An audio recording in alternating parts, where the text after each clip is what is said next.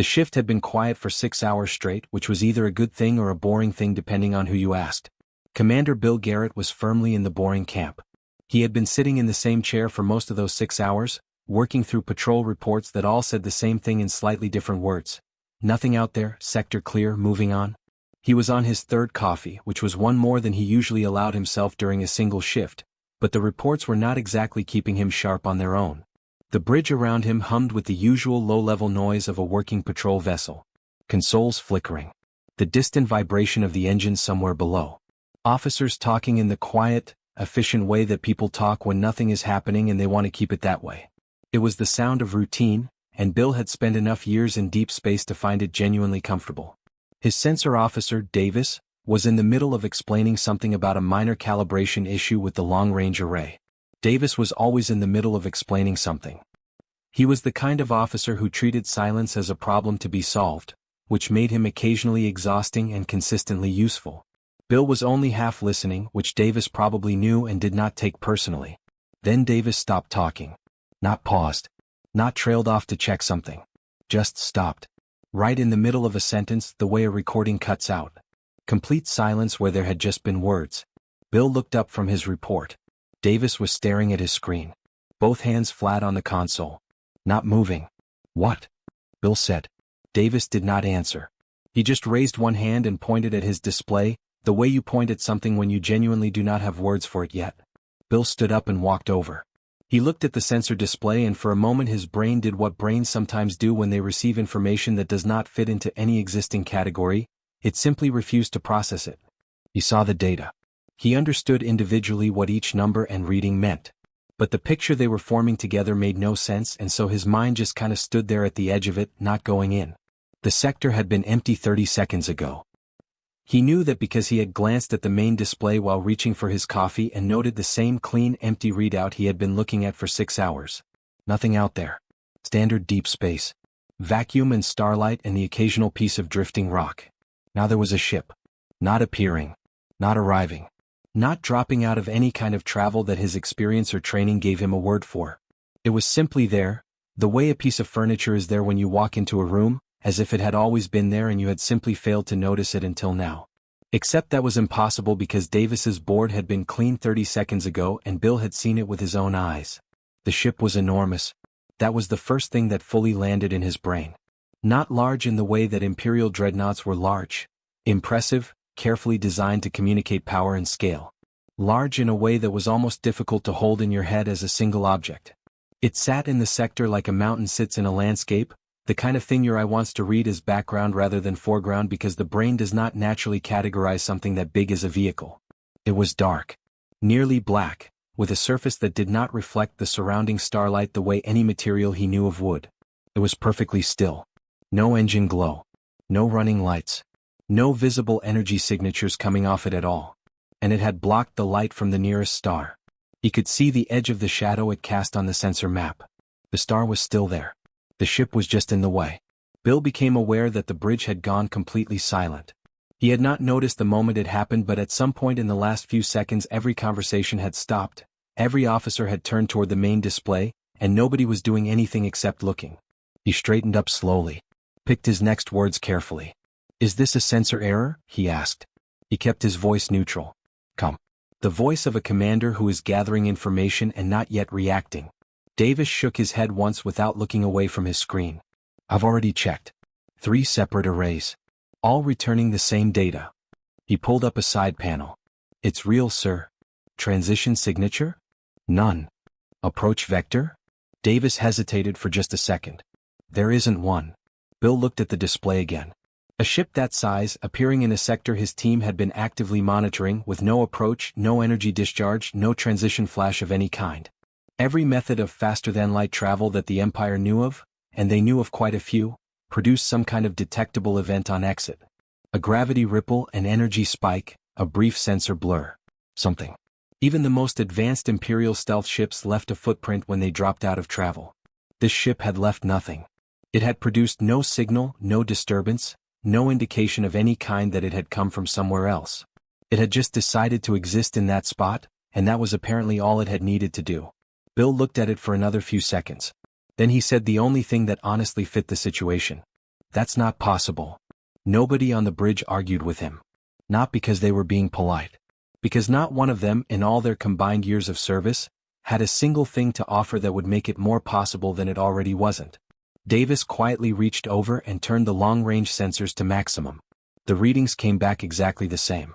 The first thing they tried was a standard hail. 3 frequencies, repeated twice each, the universal Imperial greeting protocol that had worked on every vessel they had ever encountered in 30 years of deep space patrol. It was the kind of thing you did automatically, the way you knock on a door before opening it. A formality more than anything. Every ship responded to a hail. That was just how it worked. The human ship did not respond. Bill gave it 10 minutes and tried again. Different frequencies this time, broader band, casting wider in case there was some kind of communication mismatch. Still nothing. The ship sat in the same spot it had appeared in, dark and perfectly still, and gave no indication that it had noticed them at all. Try the emergency band, Bill said. Davis tried the emergency band. Nothing. Civilian frequencies. Nothing. Anything else we have? Davis worked through the entire communication array methodically, top to bottom, every channel and frequency their equipment could produce. The human ship received all of it in complete silence and apparently found none of it worth answering. Meanwhile, the scan team was running into their own problems. The readings were wrong. Not wrong in the way that a malfunctioning sensor is wrong, where the data is obviously corrupted or the numbers are nonsensical. Wrong in a quieter, more unsettling way. The data looked clean and real and precise except that it kept changing. Every new scan of the vessel returned slightly different numbers. Hull length came back at a different figure each time, varying by as much as a few hundred meters between readings. Mass estimates shifted by margins that should have been impossible for a stationary object. The material composition of the outer hull produced a different result on every single pass, and none of those results matched anything in the Imperial database of known construction materials. It was as if the ship was not disagreeing with their sensors. More like their sensors were simply not capable of asking the right questions. Bill's engineering officer, a thorough and unflappable woman named Lieutenant Carol Webb, had been running the scans from her station and making notes in the careful, organized way she did everything. After about 40 minutes she walked over to Bill with her notepad and an expression that was doing its best to stay professional. "Sir," she said, "I've run the hull composition scan 11 times. And 11 different results." She showed him the notepad. The list of materials read like something a person would produce if they were asked to name metals at random. Nothing repeated. Nothing matched. "I don't think our scanner is broken," she said carefully. "I think whatever that hull is made of is doing something to the scan beam that we don't have an explanation for." Bill looked at the list for a moment. "Best guess on what the material actually is?" Carol thought about it honestly. "My best guess is that I have no idea, sir." He nodded and handed the notepad back. That was a more useful answer than a wrong one. They tried a threat display next.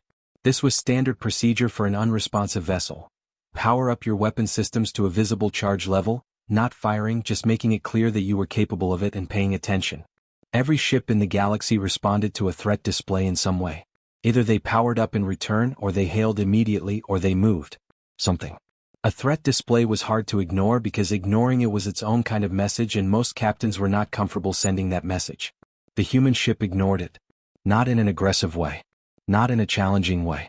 In the way that you ignore a small noise outside when you are in the middle of something else, as if the threat display had simply not risen to the level of thing worth reacting to. Bill let out a slow breath and walked back to his chair. It was around this point that Colonel Pete Raines arrived on the bridge. Pete was the fleet's intelligence officer, a quiet and methodical man who had spent 20 years studying foreign vessel profiles and alien technology development. He was the person you called when you needed someone to look at something unfamiliar and tell you what category it belonged in. He had been in his office working through the sensor data remotely since the ship appeared, and the fact that he had come up to the bridge in person told Bill that he had something to say that he wanted to say face to face. Pete took the secondary analysis terminal, pulled up his files, and spent a few minutes going through the comparison data he had already prepared. Then he was quiet for a moment in the way that people are quiet when they are deciding how to present information they know is going to land badly. "I pulled every human vessel on record," he said. "Military, civilian, commercial, research. Everything we have documented going back 150 years. He brought up the comparison chart on the screen. "I ran the best size estimate we have on our target against all of them." Bill looked at the chart. "What's the closest match?" Pete pointed at an entry near the bottom of the list. "A human cargo and construction barge." Built approximately 80 years ago. Decommissioned about 30 years back. It was their largest documented vessel for nearly a decade. Bill studied the comparison. The barge was large, genuinely large, the kind of vessel that took years to build and was designed to carry materials across entire star systems. The ship sitting in their sector made it look like something you would use to cross a river. Pete set his notes down on the console carefully. He turned to look at Bill directly, which was something Pete only did when he wanted to make sure the next thing he said was heard properly. "I don't think this is their warship," he said quietly. "I think this is one of their warships." The bridge was very still. Bill looked at the dark shape on the main display. At the shadow it cast across the sensor map. At the star it was blocking with the casual ease of something that had never once needed to consider whether it was too big to be somewhere. He picked up his coffee. It had gone completely cold. He drank it anyway. The 6 hours that followed were the longest of Bill's career. Not because anything happened. That was almost the problem. The human ship just sat there in complete silence while his crew ran the same scans over and over and got the same confusing results, tried hailing on frequencies they had already tried twice, and periodically looked at the main display as if hoping the situation might have quietly resolved itself while they were not watching. It never did. Bill had sent a report up the chain of command within the first hour. He kept it factual and straightforward. Unknown vessel, human origin suspected, no response to contact attempts, no hostile action taken. He did not editorialize. He did not include Pete's comment about warships, plural, because he felt that was the kind of observation that needed to be delivered carefully and in person rather than dropped into a written report where someone senior would read it cold and start making decisions based on incomplete information. The response from command came back in about 2 hours. It told him to maintain position, continue contact attempts, and avoid any action that could be interpreted as aggressive. It also asked for a full sensor report, which Carol was already preparing, and which was going to raise more questions than it answered. So they waited. Bill's crew handled it well, all things considered. Davis kept working his communication array with the focused patience of someone who refused to accept that a problem was unsolvable. Carol ran her scans and documented every result with the same careful thoroughness she brought to everything, building a database of contradictory readings that was professionally organized and completely baffling. The rest of the bridge crew stayed at their stations and did their jobs and only occasionally glanced at the main display with the expression of people trying not to think too hard about what they were looking at. Pete sat quietly at the intelligence terminal and read. Bill was not entirely sure what he was reading, but Pete always had something to read, and the reading seemed to help him think, so Bill left him alone. Somewhere around the 5th hour Bill got a fresh coffee, stood at the observation window at the side of the bridge, and looked out at the ship directly rather than through the sensor display. From this angle, in actual visual space rather than map data, it was somehow worse. On the display it was a shape and a set of numbers.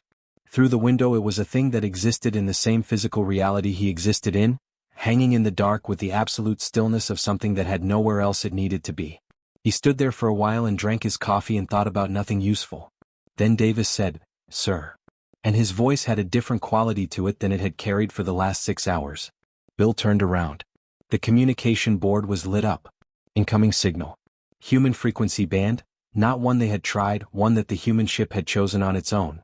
The hail was clean and clear and had apparently been sent without any particular urgency, the way you might knock on a neighbor's door when you happen to be passing by. "Put it through," Bill said. He set his coffee down and straightened up without thinking about it. The screen at the front of the bridge flickered and connected. The person looking back at him was a young woman. She was wearing a uniform he did not recognize, simple, dark, no excessive decoration, and she was sitting at what appeared to be a standard communication station, though the equipment around her was unfamiliar enough that he could not identify most of it. She had short brown hair and an open, relaxed expression, and the first thing she did when the channel connected was look genuinely apologetic. "Hi," she said. "I'm really sorry about the wait. I'm Lieutenant Kelly Warren, Earth Defense Corps. We've been in the middle of a shift handover for the last few hours and nobody wanted to interrupt the process." She paused. "That probably looked strange from your end. We should have sent a quick message earlier.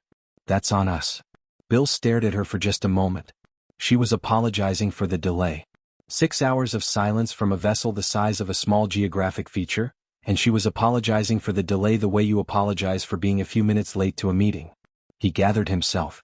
"Commander Bill Garrett, Imperial Border Fleet. Lieutenant Warren." He kept his voice even and professional.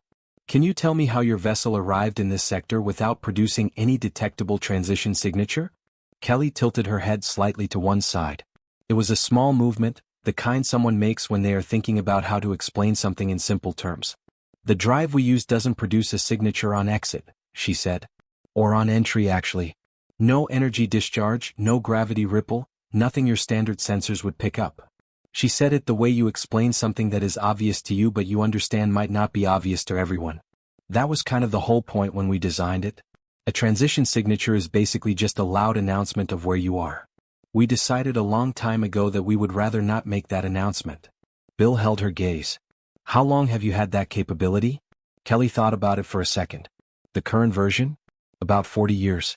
There were earlier versions before that, but they had some reliability issues. She said this the same way Carol had talked about her scanner results. Matter-of-factly, without drama, just information. Bill asked the next question carefully. The one Pete had put in his head 6 hours ago and that had been sitting there ever since. How many ships like yours does humanity currently have? Kelly paused. She looked very slightly to the left, the way people look when they are doing mental arithmetic. It was a brief pause, maybe 3 seconds, but it was there, and what it meant was that the answer was not a small number that you could just say immediately. She looked back at him. Deployed or total? She asked. The bridge behind Bill went completely silent. He became aware that Davis had stopped typing. That Carol had looked up from her station. That Pete had put down whatever he was reading and was now watching the screen with the focused, still attention of someone who had just heard the exact thing they were afraid of hearing. Bill kept his expression neutral through what felt like a considerable personal effort. Both, he said.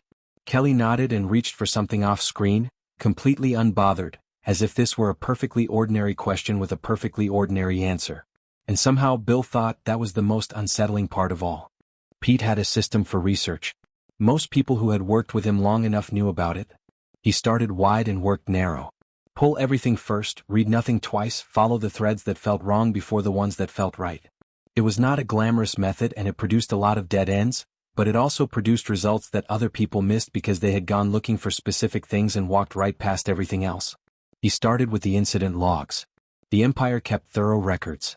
That was one thing you could genuinely say in their favor. Centuries of patrol reports, survey data, navigational incident filings, anomaly reports, all of it cataloged and stored in deep archive systems that most active officers never touched because there was no reason to. History was history.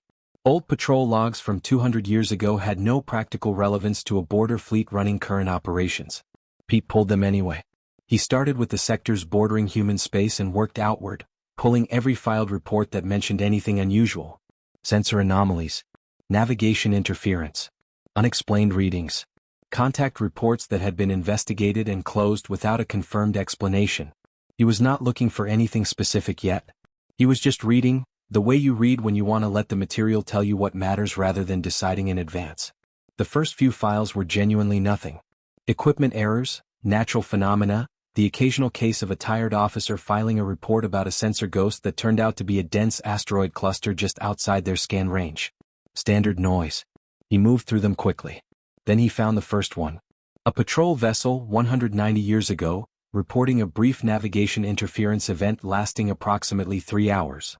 Instruments had behaved strangely, not failed, just behaved strangely, producing readings that did not match the surrounding space conditions before settling back to normal.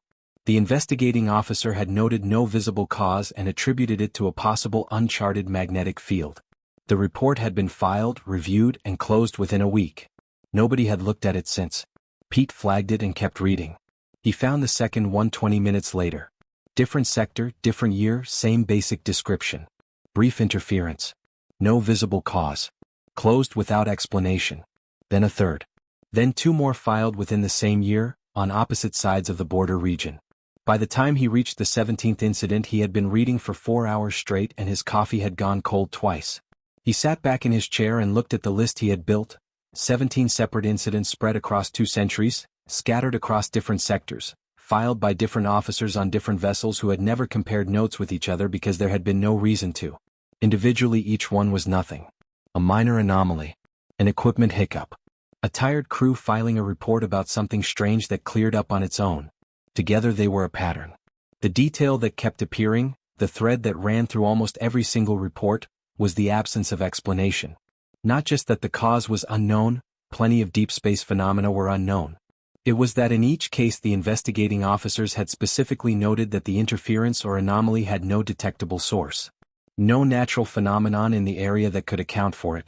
No vessel contact made before or after.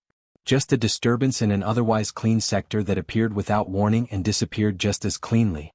Pete pulled up the human military records. This was part of the shared archive that had been established after the initial diplomatic meetings. A gesture of transparency from both sides, historical military records made available for joint review. Most Imperial analysts had gone through the human records looking at weapons development and fleet size estimates. Pete had read those reports. They were useful, but they were looking at the wrong things. He was looking at dates and locations. He started with the 17 incidents and worked backwards, pulling every human military training exercise logged in the shared archive within a 6-month window of each one. Then he mapped the locations. Then he sat very still for a moment and looked at what the map was showing him. Every incident lined up. Not approximately. Not in the general region. Every single one of the 17 anomalies, spread across 200 years of Imperial patrol records, matched a documented human military exercise in both timing and location. The 3-hour navigation interference from 190 years ago lined up with a human deep space maneuver exercise that their own records described simply as a long-range transit drill. The sensor ghost that a patrol commander had written up as a possible uncharted phenomenon 160 years ago matched a human fleet exercise that their records noted had involved, and Pete read this part carefully, quote, stealth transit evaluation of new drive generation. He went through all 17. One by one, cross-referenced, double-checked. Every single one matched. There was one that he kept coming back to. An incident from 140 years ago, filed by a commander named Harwick. The report was longer than the others, more detailed, written by someone who had clearly been shaken enough by what happened to put more words to it than usual. Harwick had written that something enormous had passed within approximately 10,000 kilometers of his vessel in complete darkness and silence. No visual. No sensor reading. Just a gravitational disturbance lasting less than a minute and then gone. He had described the feeling in his report as standing in a dark room and sensing something large move past you without touching you. The report had been reviewed by his supervising officer, who had noted in the margin that Commander Harwick had been on continuous deployment for 11 months and recommended he be given leave upon return. The incident had been classified as stress-related and filed away. Pete pulled up the matching human record. 140 years ago, same sector, same week. A human exercise listed in their archive as a full fleet dark transit evaluation. 17 vessels. New generation drives. Zero emission protocol throughout. Harwick had not been stressed. He had been right. Pete sat with that for a while. Then he picked up his notes, stood up from his desk and walked up to the bridge to find Bill. He did not rush. There was no point rushing. The information was 140 years old and it was not going anywhere. But he also did not stop to get coffee or check anything else on the way, because some things you sit on and some things you carry directly to the person who needs to know them. Bill was at his station when Pete arrived. He looked up and read Pete's expression the way experienced officers read each other, quickly and accurately. Tell me, Bill said. Pete set his notes on the console between them. Imperial fleets have been sharing space with human warships for at least 140 years, he said. Patrol routes, border sectors, transit corridors. All of it. He let that settle for a second. We were never alone out there, Bill. We just couldn't see them. Bill looked at the notes. Then at the incident list. Then back at Pete. For a long moment neither of them said anything at all. The emergency meeting was called within 48 hours of Pete's report reaching high command.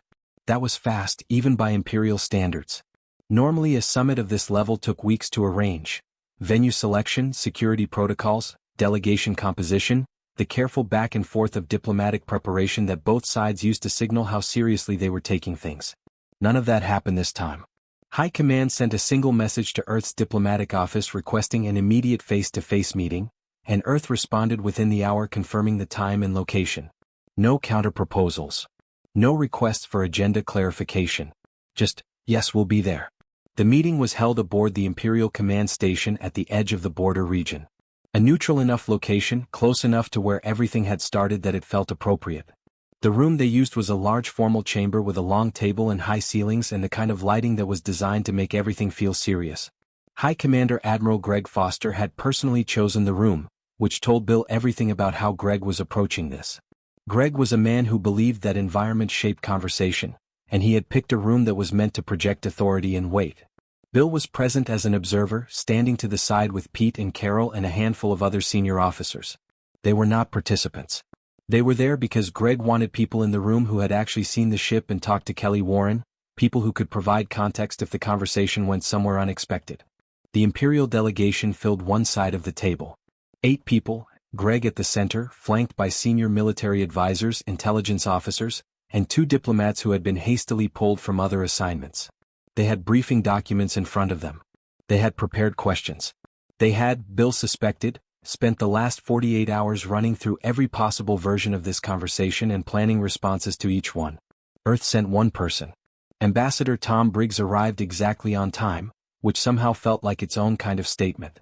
Not early, which would have seemed eager. Not late, which would have seemed dismissive. Exactly on time, as if he had checked his watch outside the door and waited for the right moment. He was a middle-aged man with a plain face and comfortable posture, wearing a simple dark jacket with no decorations or insignia. He was carrying a coffee in a plain travel mug, the kind you buy at any civilian shop, and he did not put it down when he came in. He shook hands with Greg, nodded to the rest of the table and sat down. No aid. No documents. No preparation materials of any kind visible on his side of the table. Greg looked at him for a moment. Then he looked at the empty chairs on Tom's side of the table. Then back at Tom. Tom took a sip of his coffee and waited pleasantly. Greg opened with the numbers question. He had clearly decided to skip the formal preamble and go straight to what he actually needed to know, which Bill respected even if the bluntness of it was slightly startling.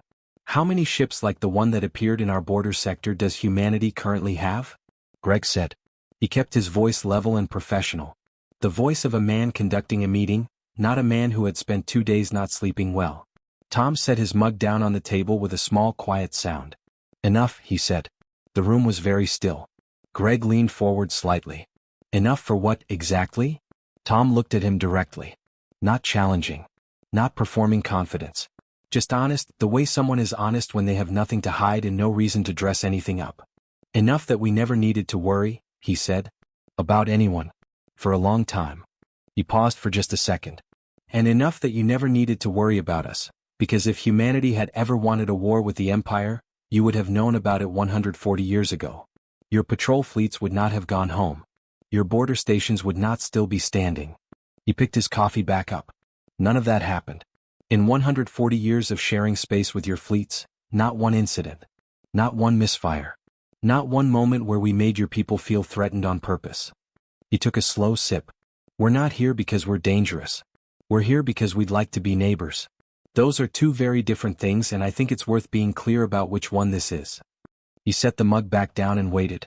The Imperial side of the table was quiet. Bill watched Greg's face carefully. He had served under Greg for 6 years and he knew that face well. Knew the controlled expression Greg used in negotiations, the careful blankness he maintained when processing difficult information. He watched Greg work through what Tom had just said, watched him turn it over, check it from different angles the way an engineer checks a structure for weaknesses. There were no weaknesses. That was the thing. The argument was not aggressive or boastful. It was just true, and the truth of it was sitting in that room with the same quiet weight as everything else Pete's research had uncovered. 140 years. 17 incidents. Every Imperial patrol that had ever traveled through those sectors. Every crew that had gone home safe without knowing what had been 10,000 kilometers away in the dark. Greg sat back in his chair slowly.